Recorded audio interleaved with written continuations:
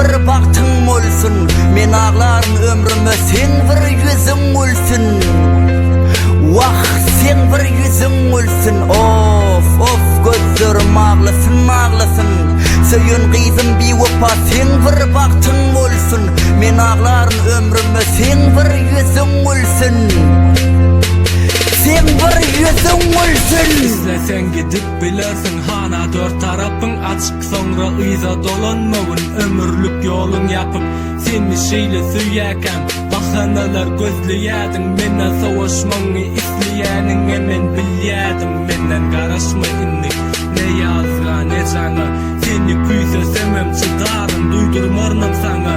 Indi mana senem söyönüngem gerekten, öngörme sana derler dingemem kulum gerekten. Köçe dolu kıyız haram mana hiç gidip del, sağım dolu çepim dolu yıkığı senden. İlk ısara başladın bilen mi menden, sen olmasan yine bir yaşar men ölmem. Son sözüm sen hakkı yatmamın seni kaydıp, sonum karışmağın ökünüp yalaraydım deyip senden taşlaşanımı der söyünümü ökünyen. Inana yazımdan gelyenler yunuktan dökülyen. Naletler olsun, naletler olsun, donan yüreğim eretme şu olsuna dursun. Bana hasreti dözelsen yekelliği yenerme diri olsam bilip koy.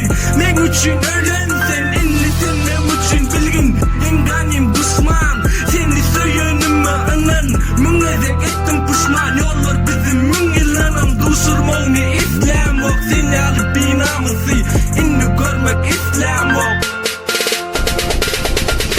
Dinle sen canımı dost, baktımın karası, derdimizden iken menne de yürek yaralı. Yüz keşfini del, yüreğim yüreğini haladı. Beni taşlap gidip okuyuz, pullini sayladı. Her gece gözün yaşaktı, onu da durman.